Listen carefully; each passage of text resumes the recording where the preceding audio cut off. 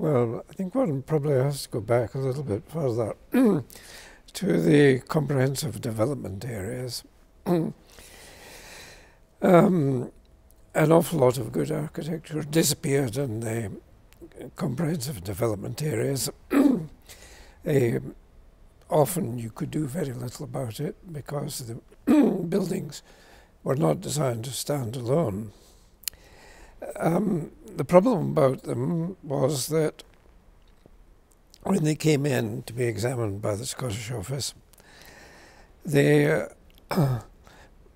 we went over them and we decided very carefully and put in sort of order of importance the things that should be kept.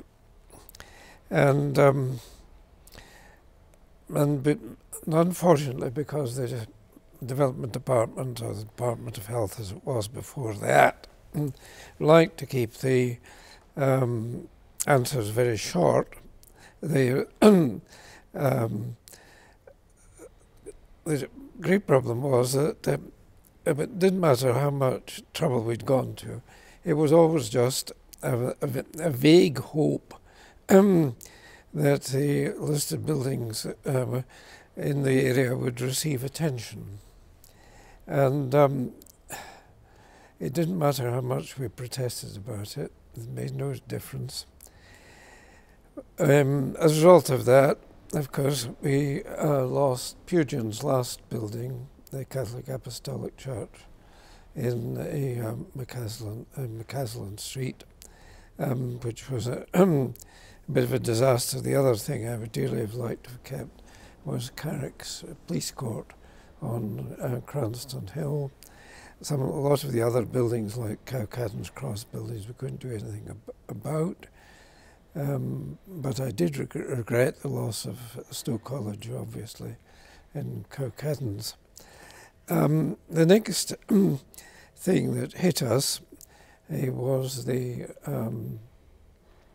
eastern flank of the ring road. I mean, what happened in changing the setting of the Mitchell Library and Charing Cross was bad enough, but we did try to do what we could in relation to the eastern flank, which kept changing its line. It threatened first of all Martyrs School, and my own regional planner, Robert Turnbull, in the Scottish Office, he said, "Can't keep it. These lines for the motorway are precious. They can't be changed." So I had very good connections with Nicholas Pevner and Jane Fawcett of the Victorian Society, and with the Architects' Journal in those days. So we organised a campaign over it, and more letters poured into the Scottish office than anyone could read. A lot of them had confused Martyrs School with the Glasgow School of Art, but it didn't really matter because no one could read it all anyway. And one of Glasgow's planners, Fred Steeds, was very sensible about it, and he did manage to negotiate a change in the line. So Martyrs School, as you see, is still there today, but it was a close-run thing.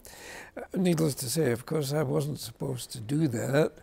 Everything in those days was strictly confidential. The public were not meant to know until the final decision had been taken. And I mean, apart from Sir Douglas Haddo, I think most of the people involved in the Scottish Office they knew what I was doing and turned a blind eye to it. But anyway, where we were much less lucky was in relation to the James Adam college residences, the old college residences. And the University of Strathclyde wanted to save them.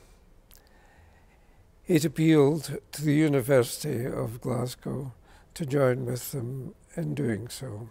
And they're proposing to re-erect them if absolutely necessary. But at that point, there was great uncertainty over the line that the eastern flank was going to take, which was the biggest problem. And the University of Glasgow, I regret to say, thought it was a ridiculous idea, ridiculed it. And the University of Strathclyde was not prepared to do it on its own. And while we were still arguing about it, building control stepped in and they demolished them both. So there was that. Then things changed a bit, of course, in the terms of legislation, because suddenly we had a Civic Amenities Act and the concept of conservation areas came in.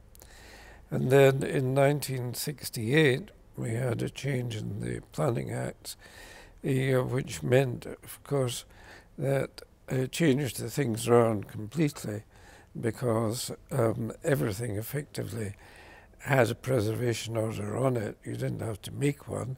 It was much more a question of whether or not the applicant was going to obtain consent to be released from the statutory listing.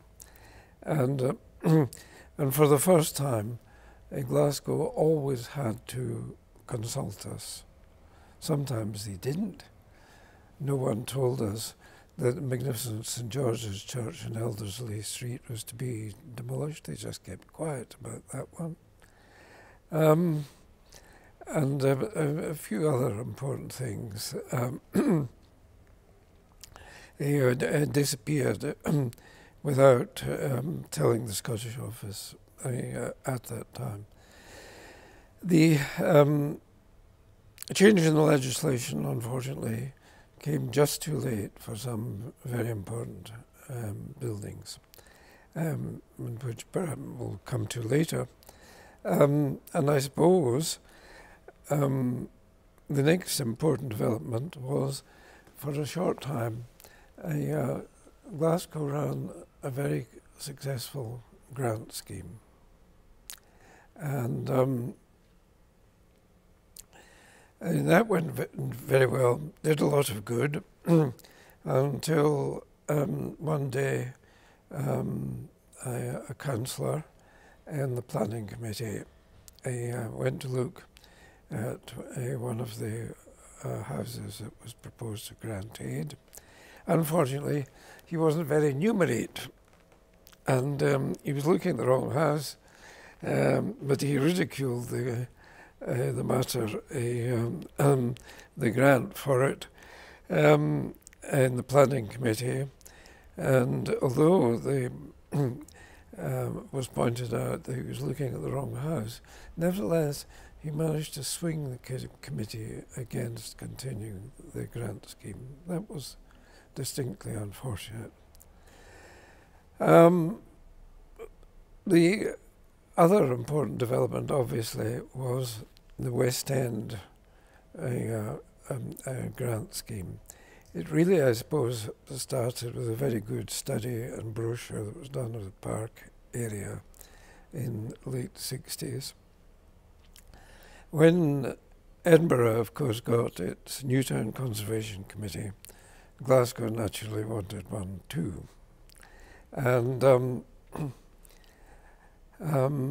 without consulting the Historic Buildings Council or the Historic Buildings Branch, our planners, who were sort of very Edinburgh, a lot of people, decided that the architecture of Glasgow did not justify such a measure. We did manage to get that rescinded, but it wasn't really until Ken Lewis became Secretary of Scottish Development Department. He knew what he was looking at. And also, Sir Robert Matthew, I think, probably thought one big scheme at a time and not frightening the Scottish Government too much was the right approach. And Ronnie Crammond, who was then our Assistant Secretary, they were the people, obviously, who changed things around. But there was a great deal of bargaining about how generous the Historic Buildings Council's contribution to the Glasgow scheme should be. That delayed the start-up date a bit. That obviously was a very important development.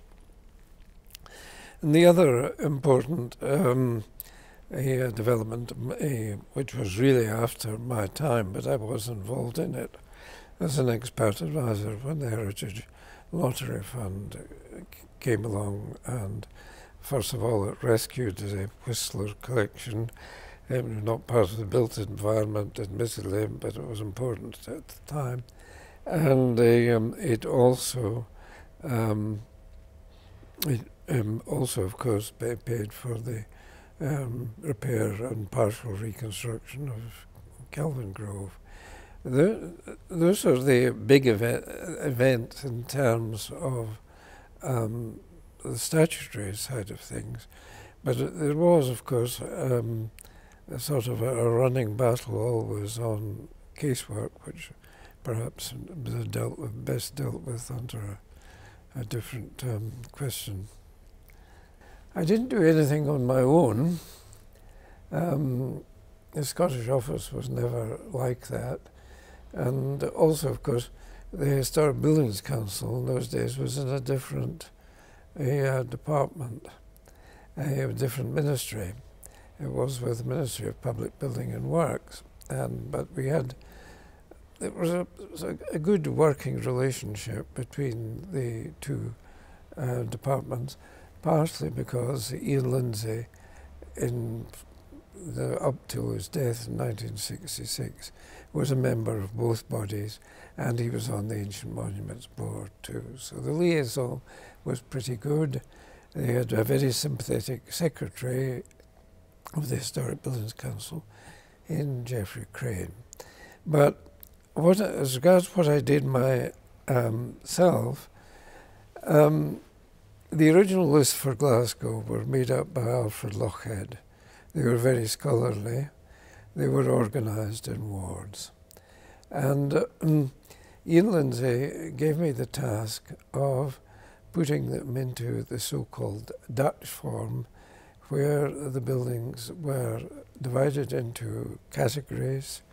There was a single list for the whole city, and the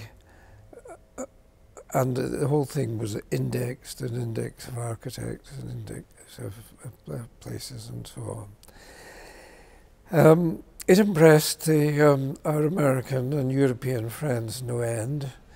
But it didn't work because in the longer term, for the simple reason that the churches kept on changing their names, and the building, even the public buildings, kept on changing their names, and it was impossible to keep it up to date. But out of that exercise and some work that I had done in teaching in Glasgow in the late 50s, after I came out of the army, I spent my evenings in the Mitchell Library. Out of that came a lot of work on Glasgow at a Glance, which was organised by Andrew MacLaren Young and Archie Doak. And I actually wrote most of it. Archie Doak wrote the bits on modern buildings. And then, of course, out of the blue, Ander Gom wrote to me suggesting that we should combine our efforts, because he had been working on a book on the architecture of Glasgow ever since, until really until he moved down to Wigtonshire as a sort of University of Glasgow outstation.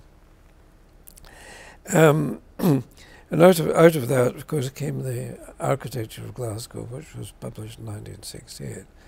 Most of the writing is Andor's. There are paragraphs here and there in it which are mine. The list of the sort of gazetteer of buildings at the end was mine. I mean, essentially, Andor did the writing, and Alfred Lochhead and I had done the research for it. That was how it was.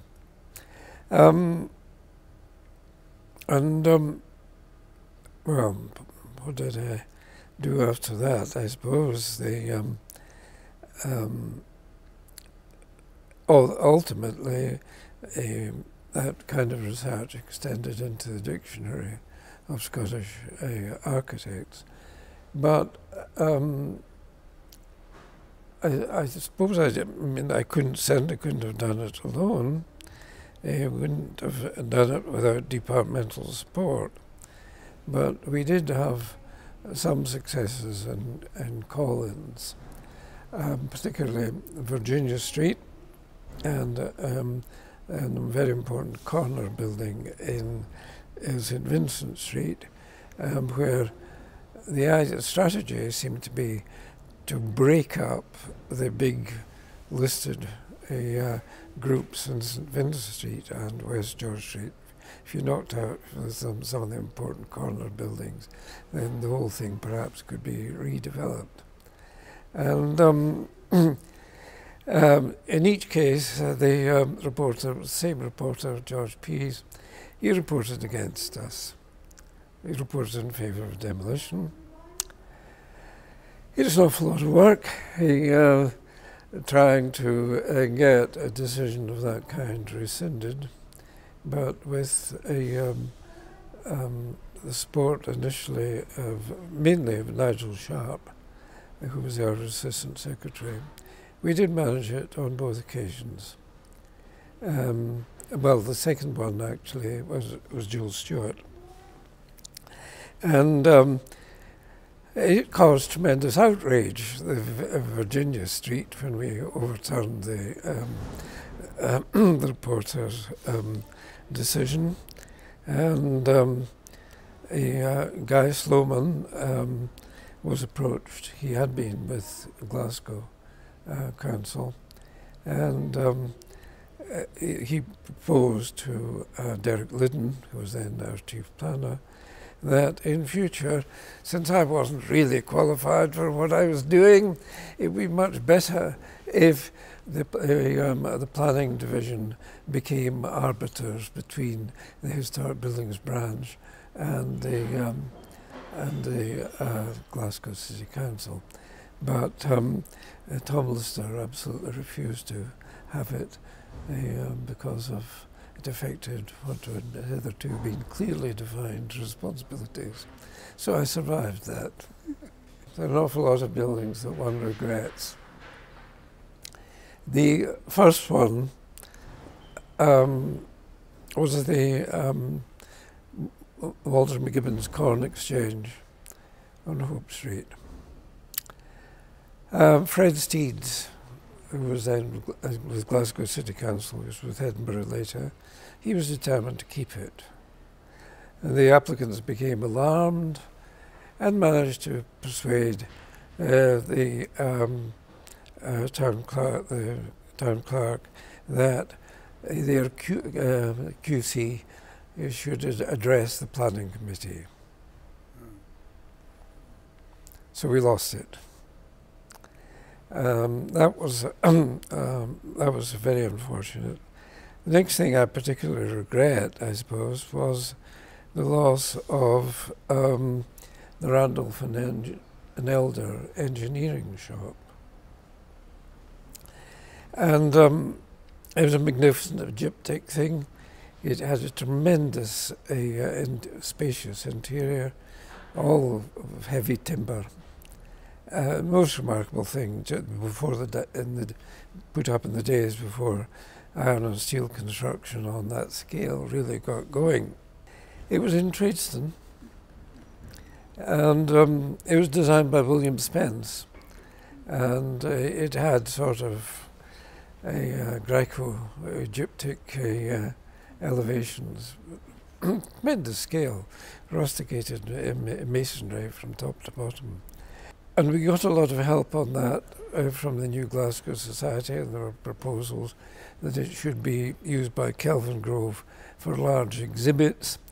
And they were, of course, alarmed at having large exhibits in the building with so much timber about, and I don't think they were keen on the idea anyway. And then the developer came along with a proposal for an elegant skyscraper of offices designed by a French architect engineer. Oh, the committee was thrilled by it, thought it would be great. So they granted consent. And at that time, we couldn't, Douglas had a window allows to call in anything, so we couldn't do anything about it.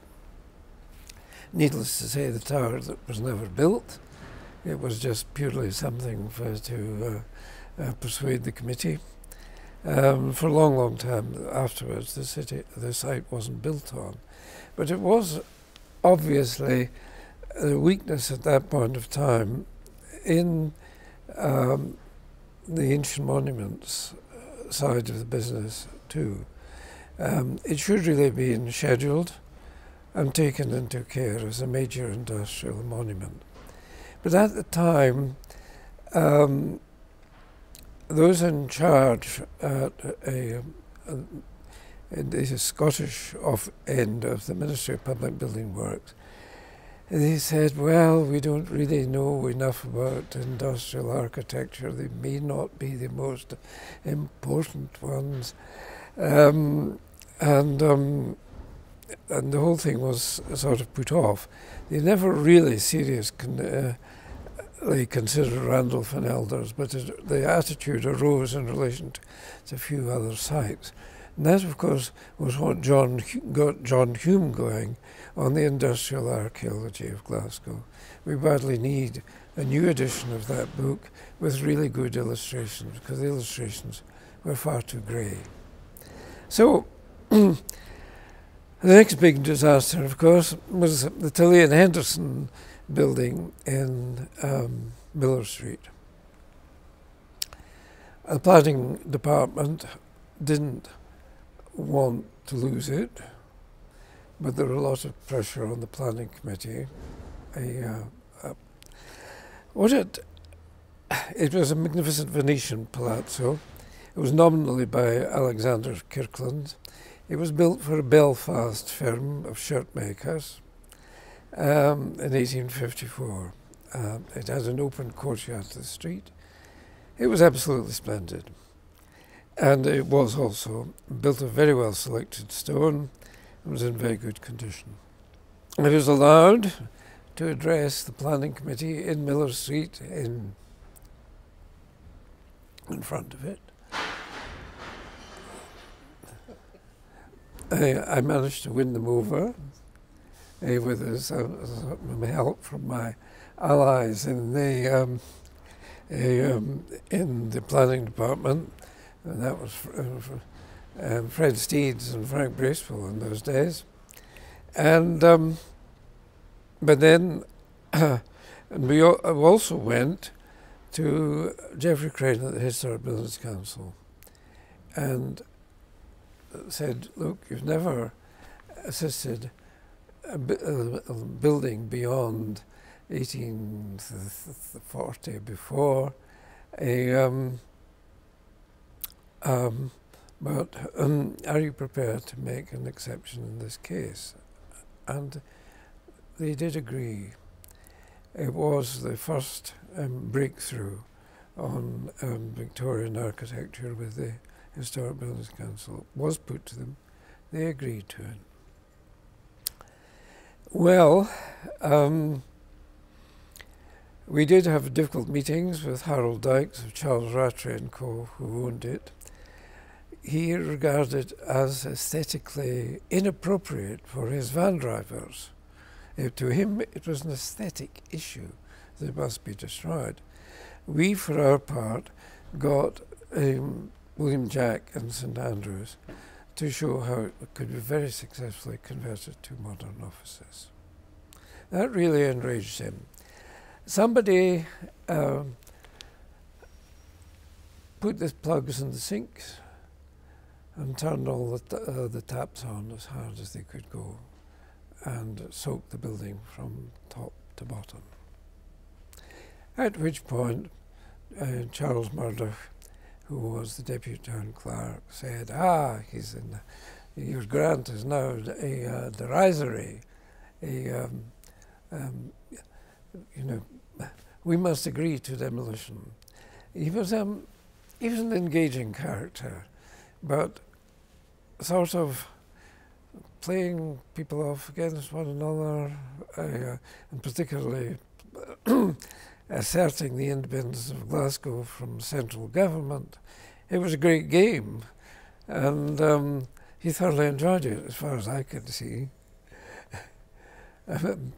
I don't know what he'll feel about it if he's still alive today. I doubt if he can still be with us, but he may be. But anyway, he then tackled my very weak principle and said, everything you've done has been wrong. You will gain far, far more by agreeing with everything we do. Please do not cross us again. It is completely counterproductive. And Tom Brierty meekly admitted, yes, we got it wrong. Yes, you're quite right. Anyway, he didn't last, but we had trouble again. The thing that riles me perhaps just as much was the loss of McGeough's at 28 West Campbell Street. All my American friends told me that it was as important as anything we had by Mackintosh. Nicholas Pesner shared that view. This is the idea of the Sullivanian grid appealed to my American friends enormously, and what they particularly admired was the way that Burnett could turn the corner in a way that the Americans had never attempted. Gee, they said, he sure knew how to turn corners. But Bob Butler, who was then our assistant secretary, put the report, the Chartered Surveyors report justifying demolition, to our Chartered Surveyors in the Scottish office. The Chartered Surveyors' view was that all this red sandstone and a sculpture would have a negative effect on the lettable value of the site. They also thought that the columns might be cast iron rather than steel, although that was never proved. And we said, so what? It has carried McGeough's ironmongery for 16 years, and it's not likely to fail now. But our Chartered Surveyors, they said they were absolutely right. It should be demolished. Needless to say, we never asked their advice ever again. When the change in the Planning Act came along, McGeough's was still standing. So we asked, can we start again, please? And but the administrative view, would it be unfair to take advantage of the legislative change to do that. So sadly, it was demolished, but it was It was the worst loss that we had. The other one after that, which annoyed me no end, of course, but it was after my time, was the loss of Elgin Place Church, which of course had been a grant aided, went on fire, and the fire could not be controlled because it was behind the later linings that had been put into it, and fire brigade couldn't get at it. So those are the ones which concern me most. Just perhaps in the very early days before we had any statutory control, there was also, of course, the issue of Holsworth's cotton mill in Anderston, which has tremendous plastered facades. It also had a very up-to-date structural frame, early 19th century structural frame. I mean, that would have been one of the most important industrial buildings in Britain and in anywhere in the world, indeed. It had still been standing today. But unfortunately, it had been damaged because the floors had been overloaded with whiskey casks. But that was how it was. We didn't fully perhaps appreciate the importance of it at the time. We do now. We just know so much more than we did in 1962. Well, Egyptian halls, obviously. I mean, the international disgrace of losing that is simply unthinkable. I know the subject has been raised again by Gavin Stamp and others recently, and I really hope we get somewhere this time. The embarrassment will be enormous if we lose it. I don't know if there are any others. I'm not so much in touch with Glasgow these days, but I don't know if there are any others similarly at risk. I think J.M. Reid's Batsford book in Glasgow was very influential. He also founded, if I remember rightly, the Glasgow Buildings Guardians. That path from J.M. Reid to Robert Rogerson, it never somehow came to very much. But then,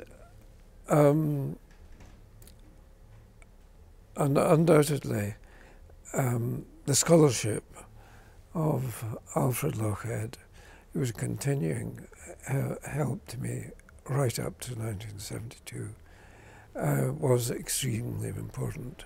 An awful lot depended on him. If you didn't know who did what, somewhere or other you could find somebody who did. Alexander Wright was an incredible source of information. He had a most marvelous memory. And while it might not be so obvious, Nicholas Pevsner, Jane Fawcett, Andrew Gom, and Colin McWilliam as the Victorian Society's agent in Edinburgh. When the setting up the Victorian Society was considered, in the Victorian Society branch in Scotland was considered, Colin said, well, it's no good having it in Edinburgh. We should start in Glasgow. And of course, that was the beginning of the new Glasgow Society. And there were great Victorian walks, which attracted incredible numbers of people. And although no one saw it, it was Nicholas Pevsner and Jane Fawcett who really started all that off.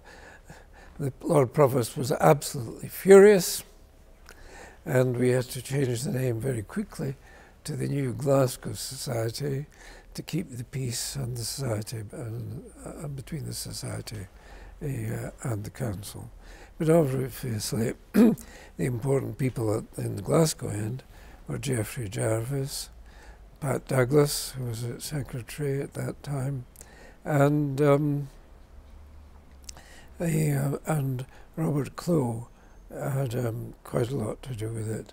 And of course, later he reorganised a reprint of the architecture of Glasgow, which was a big help.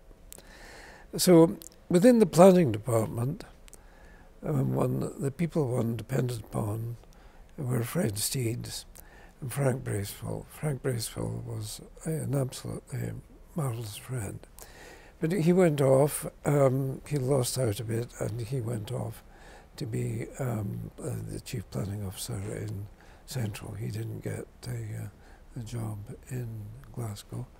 And Jimmy Ray, of course, came to the fore. And undoubtedly, Michael Kelly, as Lord Provost, brought about a different psychological attitude to in Glasgow, and on the planning committee, Pat Chalmers was a great force for good, and she was also on the building control committee, and knew some of the rogues sometimes in a way that Jimmy Ray did not, and she was also an extremely good member of the Historic Buildings Council. Sometimes she was able to put Nicky Fairbairn in his place when he went a little bit over the top as chairman.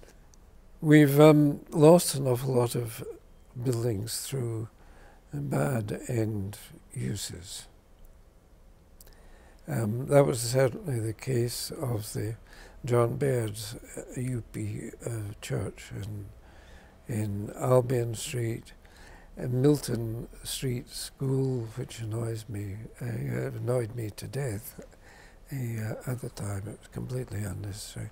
Caledonian Road Church, of course, went on fire. The school holidays in those days were a terrific hazard because gangs of kids went around looking for what they could set on fire. You couldn't do much about that.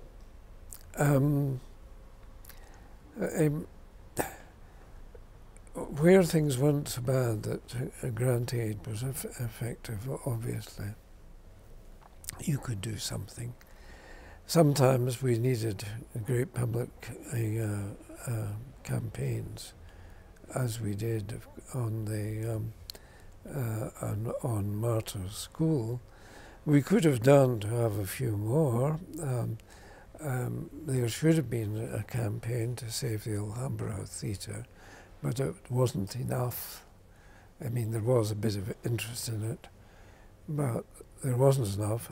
Oddly enough, the City Hall's manager wanted it because he preferred it to the King's, and because it, better in terms of capacity.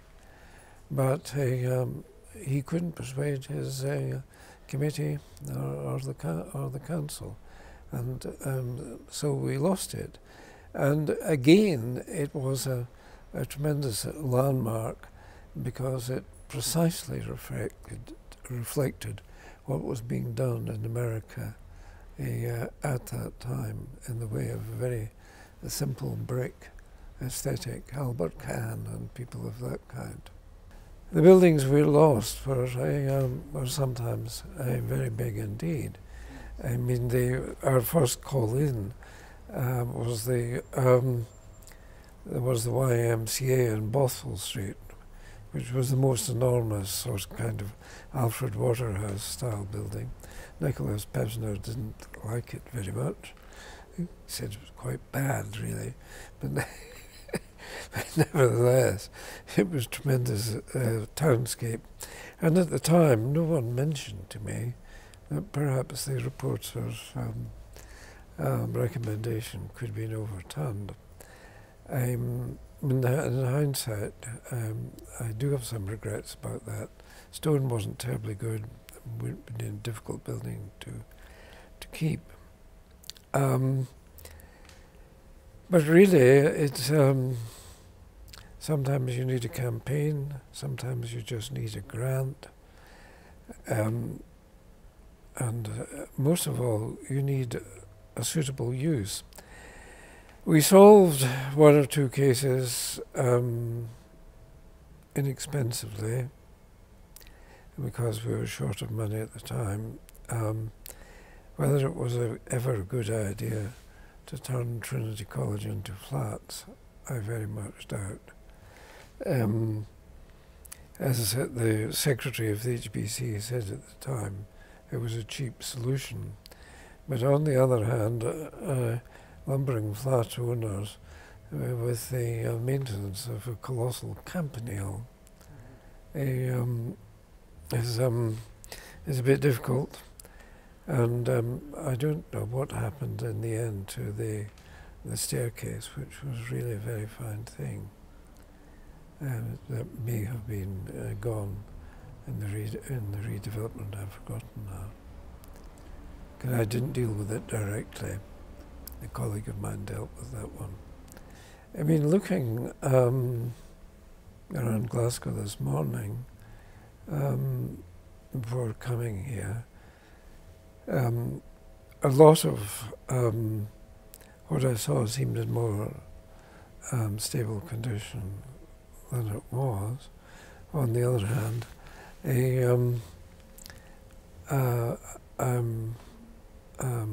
was obviously horrified to see trees growing out of the parapet on Thompson and Sandlin's City Improvement Trust buildings on High Street. And obviously there are great worries still, but quite a lot has been stabilised compared with what it was.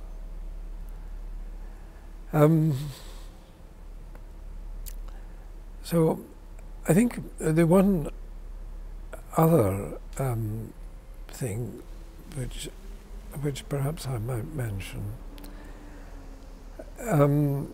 because it didn't comfortably fit anywhere else, and very few people will know about it.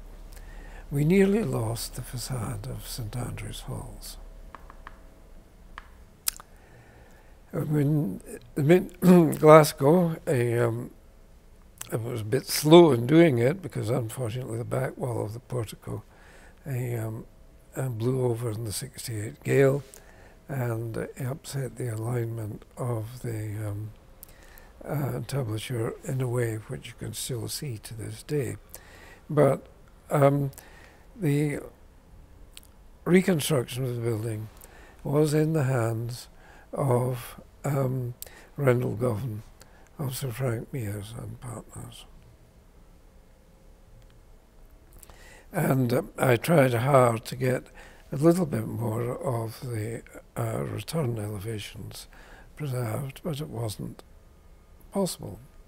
But nevertheless, we thought that it was, we had done the best we could. And then one day, Tom Rarity and I were summoned to a meeting at the Scottish Education Department. The chief architect, Bruce Beckett, objected strongly to what we had done. He was supported by Ian Robertson, the rather over-civilised secretary in the Scottish Education Department, and he proposed that the SED would write off everything that had been spent on Rendell Govan's fees demolish all the Victoriana and commission a completely new building by Arne Jacobsen. So, well, one just had to take this in in silence, but I suppose because we were completely outranked and taken totally by surprise.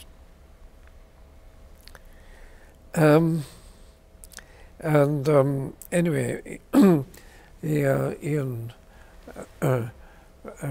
Robertson at the end said, "Well, you've defended your interests very successfully, if I may say so. But you were quite wrong." He said, "All this Victoriana should not have been kept." And he said, "Never, ever agree to anything like that without consulting the chief architect." I didn't take that seriously, of course. And of course, we protested that the front, while it may have been Victorian indeed, the facade of St Andrew's Halls wasn't Victoriana at all. It corresponded precisely to what was happening in Germany with the Post-Schinkel school at that time, and that no European would have seen it as being out of just Victoriana. But there it was. But as you see, they didn't get away with it, and the facade of St Andrew's Halls is still there. The one thing that I haven't touched upon was the rescue of Homewood. Homewood. Alexander Thompson's Homewood. Yes, yeah. The Sisterhood, which had it, entered into a deal with a developer who wanted to build flats in the garden, and Jimmy Ray was in favour of it, and indeed the workings under the site had been consolidated with that in view. There were old coal workings there from working in from the riverbank. And of course the great fear was that the house would go on fire,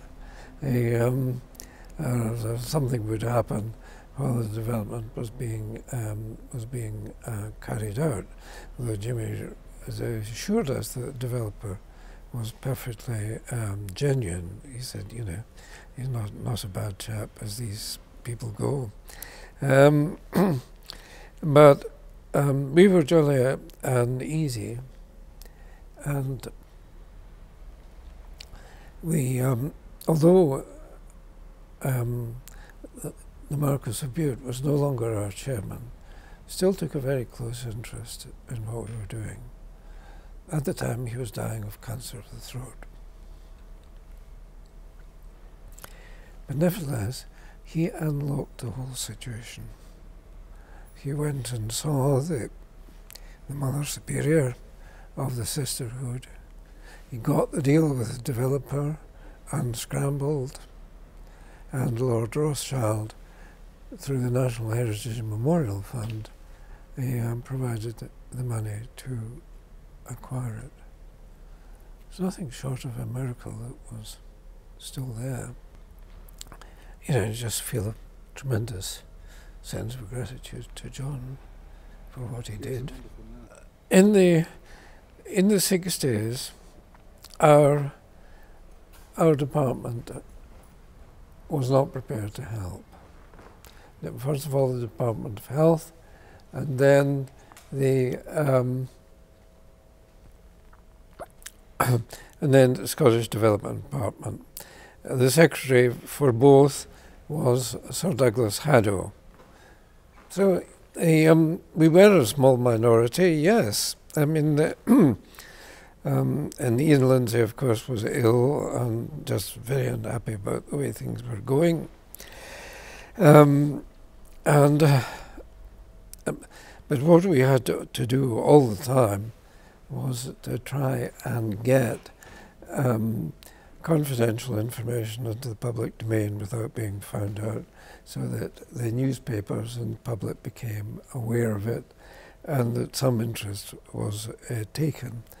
So Robert Matthew, of course, changed all that with the concept of public consultation in the 1968 Act, when everybody could read in the newspapers of what was proposed.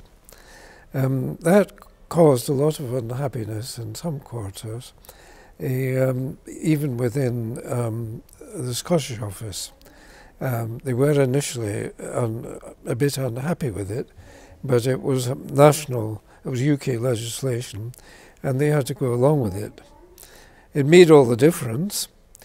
We were still in difficulty when Sir Alan Hume was in charge, because Sir Alan felt that he was very civilised, he knew what everything was worth, I think, but he took the view that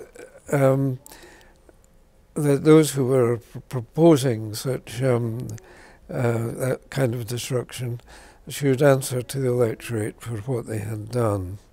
Well, there was never really very much in that, because our councillors were elected on a far wider range of issues than the destruction of an environment which was dear to them. It was really only when Ken Newis became Secretary of Department, and Murray Bell was his Under-Secretary, and Ronnie Crammond was Assistant Secretary, we had support from top to bottom. We also had a succession of sympathetic Secretaries of State. The only one who was had a very limited sense of what was important was Willie Ross. It was that period was very, very difficult. Dixon Mayburn tried hard as Under-Secretary, but he couldn't really move his boss. But from the early 70s onwards, we had considerable support from the Secretaries of State themselves.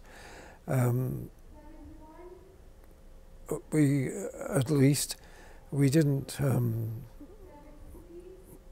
have a bad one at a critical point, shall I say. We never lost out at ministerial level from 1972 onwards. But the important thing about Glasgow is just the way things moved. In the late 18th and early 19th century, the important developments were in Edinburgh. I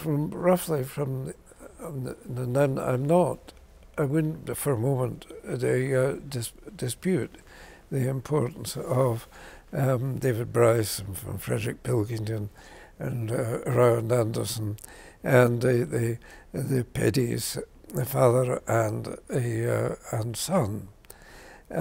But nevertheless, the initiative moved from Edinburgh, and new ideas moved from Edinburgh to Glasgow in the 1840s. Architecture here became far more experimental than anything in Edinburgh at the time. And also, land values had a great bearing on it. Land values in Edinburgh never went so high, so you don't have so many elevator buildings. But once we had a power supply, an electric power supply in Glasgow, buildings went to great height.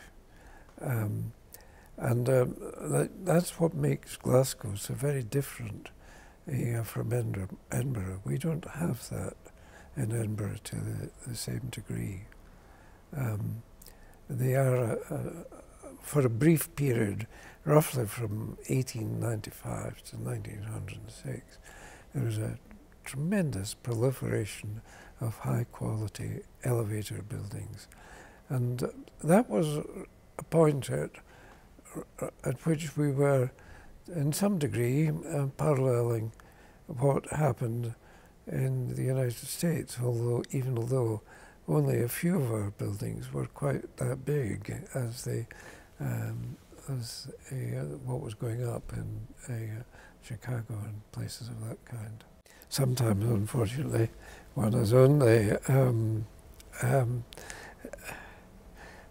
saves them for a short time. But you can't imagine now, I mean, how I felt when I managed to sway the committee on 3751 Miller Street. I think I wept on the spot. It was great, but it didn't last.